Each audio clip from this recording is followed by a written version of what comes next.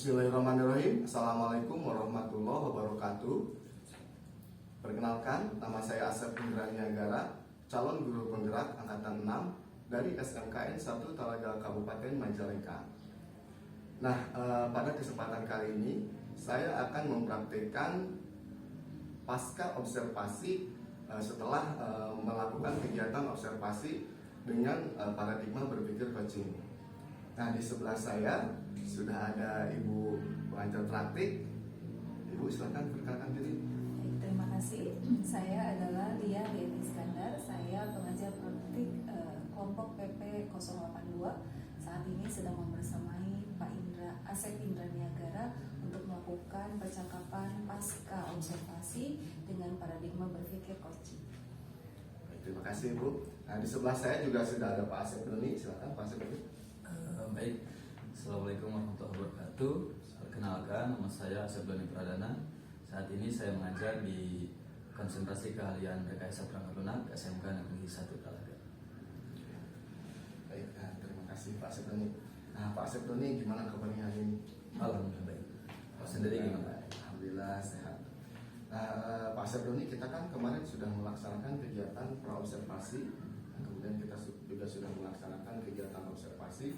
Nah, saat ini kita akan melaksanakan kegiatan pasca observasi. Karena di supervisi akademik itu kan ada 3 tahap ya, observasi, observasi, dan pasca observasi. Nah, sudah siap ya Pak sebenarnya? Ya. Ini santai saja Pak sebenarnya, jadi pengalaman-pengalaman yang kemarin kita sudah dilaksanakan saja di kegiatan observasi kelasnya. Nah, jadi setelah melaksanakan kegiatan observasi kemarin dengan menggunakan RPP yang sudah kita rancang bersama, itu bagaimana perasaan Bapak setelah melaksanakan kegiatan pembelajaran berdiferensiasi? Ya. Sebelumnya mungkin kan ini hal yang baru juga bagi saya khususnya ya, karena memang biasanya kan kalau misalkan ada yang berkunjung ke kelas atau supervisi namanya, nah itu kesannya seperti kita itu sedang dinilai ya, sedang dinilai, dan kadang saya sendiri suka merasa tegang dan grogi ya, kalau misalnya wah ini karena kalau misalkan berhubungan dengan nilai itu kaitannya antara baik dan buruk gitu kan. Nah, sehingga memang di sana terjadi suasana yang berbeda. Tetapi ketika kemarin dilakukan observasi yang kata Pak Indra disebutkan coaching ya. Nah, coaching itu terasa lebih santai, lebih rileks, karena memang tidak ada penilaian di sana. Justru saya diarahkan atau diajak apa sih yang mau dikembangkan di dalam pembelajaran yang akan saya lakukan. Nah, sehingga di sana yang ada berarti saya ini harus membuat bagaimana rencana yang harus dilakukan kepada siswa saya untuk melakukan pembelajaran, apa yang akan dikembangkan, dan bagaimana cara merealisasikannya. Jadi lebih santai aja sih dibandingkan dengan supervisi pada umumnya gitu. Jadi tidak ada istilah penilaian dan sebagainya ya. Nah, setelah kita kemarin Bapak sendiri sudah melaksanakan kegiatan pembelajaran itu dengan menggunakan pembelajaran berdiferensiasi. Nah, itu ada hal-hal yang berbeda enggak? Mungkin dari segi anaknya, dari segi bapaknya sendiri ketika melaksanakan kegiatan pembelajaran berdiferensiasi itu, mungkin ada hal-hal yang baru mungkin, atau misalnya ada hal-hal yang di anaknya sendiri, apakah dari segi pemahamannya sudah sesuai nantinya dengan tujuan pembelajarannya, itu ada nggak seperti itu? Ya. Kebetulan kan kemarin di RPP yang sudah kita rancang itu difokuskan kepada bagaimana caranya pembelajaran yang dilakukan itu berdasarkan gaya belajar si anak. Ya. Dan tentu kan apalagi contoh yang yang pada saat kita melakukan pembelajaran, anak yang dijadikan proses pembelajaran itu masih kelas 10, dan memang dari anak sendiri mengatakan bahwa wah ini baru pertama kali nih ada proses pembelajaran yang pertama kali dites dulu gaya belajarnya, diketahui dulu gaya belajarnya seperti apa, kemudian pada saat pembelajarannya pun memang sesuai atau setidaknya dimaksimalin sesuai dengan gaya belajar yang paling banyak pada saat dilakukan pengetesan. Karena memang kan di pelaksanaan pembelajaran tidak mungkin semuanya gitu, tidak mungkin semua gaya belajar kita terapkan. Nah, apalagi kan anak-anaknya yang bervariasi gitu kan. Nah, sehingga gaya belajar yang paling banyak itu yang menjadi dominan disampaikan dan yang lainnya itu sebagai tambahan. Nah, itu menjadi suatu hal yang baru dan bagi anak-anaknya juga ada suatu kesan, wah ada nih seperti ini gitu ya. Oh, saya jadi tahu nih gaya belajarnya seperti apa gitu yang harus saya lakukan seperti itu. Jadi memang anak juga awalnya kan nggak tahu ya Iya. gaya belajarnya dia sendiri seperti apa. Betul. Nah memang kadang-kadang anak itu dia tidak bisa memaksimalkan potensi belajarnya karena memang dia nggak tahu pada dasarnya sendiri dia gaya belajarnya seperti apa gitu. Kadang-kadang sudah menghafal tapi kok besoknya lupa lagi. Iya. Karena memang belajarnya itu belum sesuai dengan gaya belajarnya si anak tersebut mungkin. Nah kemarin memang kita fokus di gaya belajar ya, pembelajaran untuk diferensiasinya. Jadi untuk yang minat dan kesiapan murid kita abaikan dulu. Jadi kita berfokus kepada profil belajar siswa atau karakteristik gaya belajar siswa. Kemarin disepakati di RPP-nya kan seperti itu. Nah kemarin juga kita kan sudah merancang RPP yang di dalamnya ada kompetensi sosial emosional tuh. Nah itu gimana perasaan Bapak setelah melaksanakan kegiatan itu? Yang di bagian pendahuluan dimasukin, kemudian pada saat di kegiatan inti dan penutup juga ada kegiatan sosial emosional itu ya. Nah, dan kalau yang kemarin itu memang pertama kali saya menerapkan yang stop. Yang itu tuh baru pertama kali. Karena biasanya kalau misalnya lagi main ya paling ice breaking biasa lah ya. Nah tapi kalau misalkan yang kemarin itu kan seperti halnya kita sebagai apa ya, membuat anak menjadi rileks dengan diiringi sebuah musik instrumental, kan itu menjadi tantangan baru juga gitu ya bagi saya gitu mengajar, karena memang belum pernah sebelumnya menerapkan hal itu, tapi ternyata enak juga ya, nyaman juga nih ngajar seperti ini. Nah, kita nanti akan cek juga anak-anaknya, karena dari kegiatan itu yang tadinya anak-anak sudah mulai terlihat bosan, apalagi jam produktif yang sangat panjang. Nah, dengan adanya kegiatan itu merefresh kembali, ya, membuat anak-anak yang tadinya mulai merasa jenuh akhirnya kembali seperti pada saat memulai pembelajaran kembali, karena udah relax nih, udah nyaman nih, udah enak nih. Nah, kita mulai lagi seperti itu. Itu hal yang menarik bagi saya sebenarnya itu dengan kegiatan itu. Ya di kegiatan inti di kegiatan pendahuluan tadi sudah Bapak sebutkan, sebetulnya itu kompetensi sosial emosionalnya sudah ada di sana, betul sekali. Nah mungkin karena ini hal yang baru ya tadi Bapak sebutkan, memang ketika Bapak mempraktekkan teknik stop itu sebetulnya itu sudah masuk ke kompetensi pengelolaan diri gitu. Pengelolaan diri baik untuk kitanya sendiri maupun untuk si anaknya sendiri. Kadang kan memang ketika kita belajar apalagi produktif ya, kita belajar produktif itu 9 jam atau 4 jam dan 5 jam itu dibagi dua. Kadang kan bukan cuma anaknya saja gitu yang jenuh, malah kitanya juga merasa aduh kok perasaan tuh jenuh gitu, anak-anak apalagi yang kurang sudah mulai berisik, sudah mulai tidak fokus, itu kan harus dikembalikan lagi fokusnya. Nah tapi kalau saya perhatikan kemarin sih sudah cukup bagus itu, jadi anaknya kembali fokus kembali. Nah jadi Pak Asep Doni kemarin kalau boleh nih mungkin ya, ini bukan ngetes ya, ini cuma bertanya saja. Di bagian mana sih Pak Asep Doni menerapkan pembelajaran berdiferensiasinya? Bisa disebutkan misalnya untuk pembelajaran diferensiasi itu kan ada yang konten, proses, dan produk. Bisa disebutkan nggak di bagian mana saja Bapak menerapkan yang diferensiasi itu? Baik, pada saat pembelajaran kemarin diterapkan pembelajaran yang berdiferensiasi itu saya terapkan di bagian kerja kelompok. Nah di sana saya memberikan sebuah proyek yang diberikan kepada siswanya, kemudian si siswa tersebut membuat kelompok sendiri tanpa kita bentuk, tanpa kita atur ya sebagai guru. Silakan saja siswanya membuat kelompok sendiri dengan kelompok yang heterogen antara laki-laki dan perempuan seimbang. Kemudian siswa dikasih proyek, nah si proyeknya pun diserahkan kepada siswanya. Nah, mau seperti apa mereka mau menampilkannya atau mempresentasikannya nanti di pertemuan yang akan datang itu mau seperti apa. Nah, kalau misalkan berfokus kepada gaya belajarnya, silakan. Mau misalkan mengikuti gaya belajar visual, mau belajar auditori, mau kinestetik, silakan. Nah, adapun kalau misalkan di antara kelompoknya itu bervariasi, ada yang ketiga-tiganya, misalkan ada tiga gaya belajar tersebut, maka saya bebaskan juga. Silakan mereka untuk berkolaborasi, untuk memusyawarahkan, membentuk menyimpulkan suatu kesimpulan mau pakai yang mana gitu ya. Jadi ada tiga nih gaya belajarnya, tapi yang dipakainya mau visual saja berbentuk gambar atau video, ya silakan. Yang terpenting mereka sudah dilatih bagaimana caranya untuk memutuskan suatu permasalahan yang terjadi di antara kelompok. Seperti itu. Sekali memang. Jadi di bagian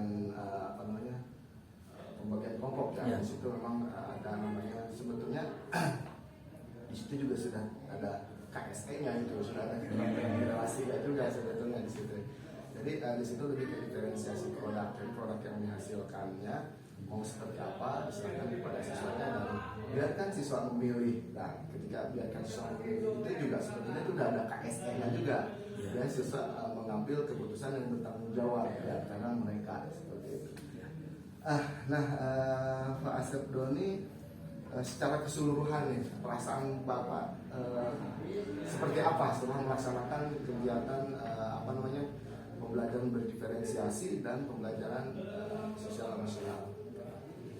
Yang saya rasakan ya, kalau yang saya rasakan lebih baik sih daripada pembelajaran yang saya lakukan sebelumnya, karena kan biasanya yang pada umumnya lah kita ketika mengajar itu lebih kepada teacher center ya, daripada guru yang mengatur segala hal yang terjadi di kelas gitu. Tapi ketika dilakukan pembelajaran seperti kemarin yang berfokus pada siswa, kemudian kita mengetahui gaya belajar siswa, kemudian kita merancang sesuai dengan gaya belajar siswa. Memang bagi kita agak lumayan rumit ya, lumayan harus gimana nih, tapi kan memang itu sebuah resiko dan tanggung jawab kita sebagai pengajar untuk perbaikan mengajar kita dan juga untuk kemajuan anak gitu kan, karena yang difokuskan kan bukan kita sebenarnya, anak yang harus berkembang gitu, kita juga berkembang, anak lebih harus berkembang gitu kan. Nah, sehingga ketika telah melakukan kegiatan kemarin ya tentu ini akan menjadi dasar atau yang akan saya adopsi terus dengan perbaikan-perbaikannya ke depan, karena tentu kemarin merupakan hal yang baru, kemudian pasti masih banyak sekali kekurangannya, banyak hal-hal yang perlu diperbaiki, dan nantinya mungkin di pembelajaran ke depan salah satu atau misalkan hal-hal yang sudah baiknya ditingkatkan dan yang lainnya akan kita perbaiki. Kalau untuk budaya positif Pak, sudah diterapkan? Salah satu yang sudah diterapkan kemarin, karena memang kan kita khususnya di lab ya, ada kesepakatan kelas namanya, kesepakatan lab bukan kesepakatan kelas. Jadi kalau misalkan siswa yang sudah masuk ke lab, dia itu wajib menjaga keadaan si lab harus bersih seperti sedia kala sampai dengan ketika dia keluar dari lab. Jangan ada sampah, kemudian posisi keyboard, monitor dan sebagainya harus seperti sebelum dia datang gitu ya. Harus seperti itu. Itu salah satu yang biasa diterapkan.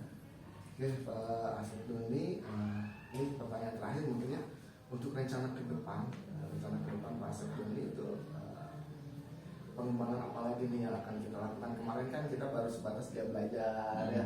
Sebetulnya kan diferensiasi itu kan bisa berdasarkan minat, kesiapan, dan dia belajar. Kemarin kita sudah menerapkan dia belajar. Kemudian kemarin juga kita sudah ada KSE yang sedikit-sedikit disinggung ya. Mulai dari pengelolaan diri, sudah mulai menerapkan teknik stop, terus kemudian Pak Asep juga sudah mulai mengatur bagaimana keterampilan berrelasi si murid tersebut dan pengambilan keputusan bertanggung jawab. Nah, untuk rencana ke depannya apalagi nih kira-kira yang mau dikembangkan? Ke depan, selain daripada perbaikan yang sudah dilakukan kemarin gitu ya, hal-hal yang masih kurangnya ya tentu setelah gaya belajar kita mengetahui, ya kita cek juga minat dan bakat siswanya, apakah memang sesuai dengan saat ini gitu ya, jurusan saat ini. Kalaupun misalkan memang tidak sesuai dengan jurusan yang sedang mereka jalani sekarang, ya tentu kita berikan alternatif solusi lain sesuai dengan apa yang direncanakan di SMK ya. Kalau misalkan memang mereka siap untuk bekerja ya nanti diarahkan untuk bekerja, tapi kalau misalkan bukan untuk bekerja ya kita arahkan untuk berusaha ataupun untuk melanjutkan ke jenjang yang lebih tinggi. Nah, tentu ke arah sana gitu ya. Yang pasti memang ini apa namanya sesuatu hal yang akan kita lakukan terus ya untuk perbaikannya, sehingga nanti diharapkan siswa kita sesuai dengan apa yang dibutuhkan oleh semua orang ya, tidak hanya dibutuhkan oleh sekolah tapi dibutuhkan oleh industri, dibutuhkan oleh lingkungan masyarakat dan lain sebagainya. Betul sekali ya Pak Asep, ini karena memang kita kan SMK ya. Kalau SMK itu kan ya 60% lah siswa diharapkan itu ketika lulus itu kan bekerja. Nah, memang sangat penting sekali betul Pak Asep ini, jadi kita harus mengetahui juga minat siswa itu kemana arahnya gitu. Bukan cuma misalnya ke seni atau belajarnya misalnya ada yang seni, anak senangnya belajar sambil dengerin musik, misalkan ada juga gitu ya. Ada juga anak yang belajarnya senangnya sepi gitu, ada juga yang seperti itu. Tapi penting juga kita mengetahui minat tadi seperti yang sudah disampaikan, anak itu sebetulnya mau bekerja atau mau melanjutkan gitu. Itu kan kalau di SMK sangat penting juga tuh minat anak tersebut. Nah oke, Pak Asep ini mungkin untuk apa namanya percakapan pasca observasinya itu cukup. Ini kalau boleh ya, kalau diizinkan oleh Pak Asep Doni, saya mau memberikan umpan balik atau merefleksi kegiatan kemarin, boleh? Boleh. Mohon maaf, ini bukan bermaksud ini ya, cuma apa namanya untuk kedepannya Pak Asep Doni mungkin sebagai bayangan seperti itu.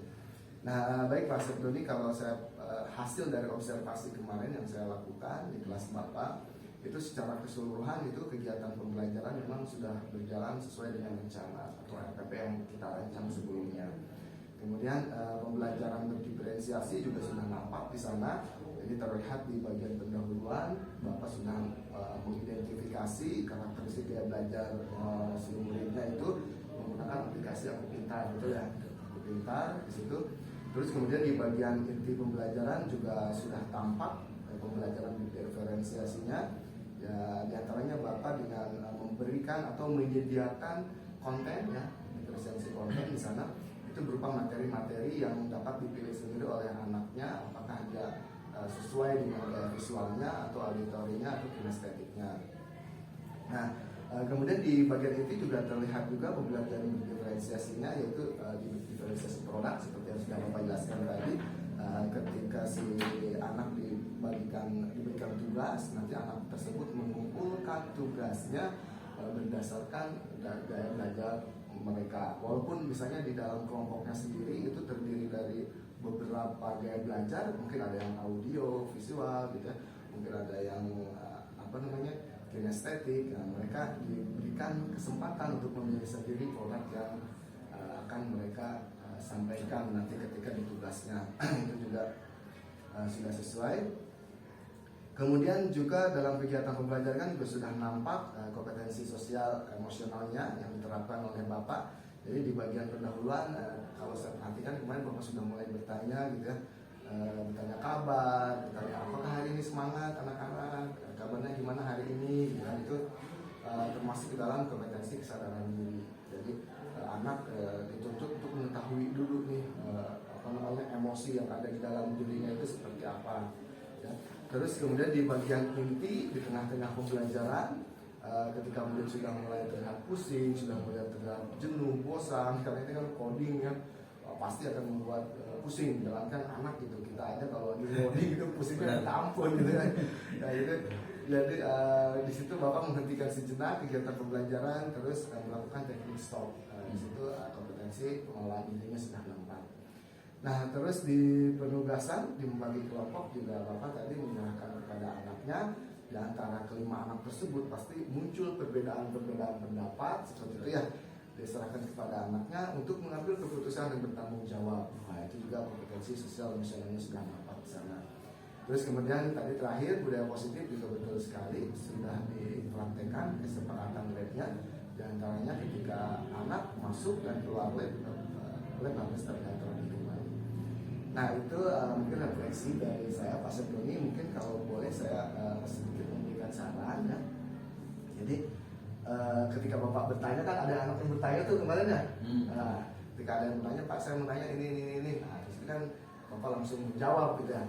Nah kalau boleh nanti ke depannya mungkin diserahkan dulu ke anak yang lain. Barangkali ada yang mau jawab. Siap. Gitu. Jadi jangan langsung kita jawab, gitu. Biarkan dulu anak mencari. Ya. Gitu.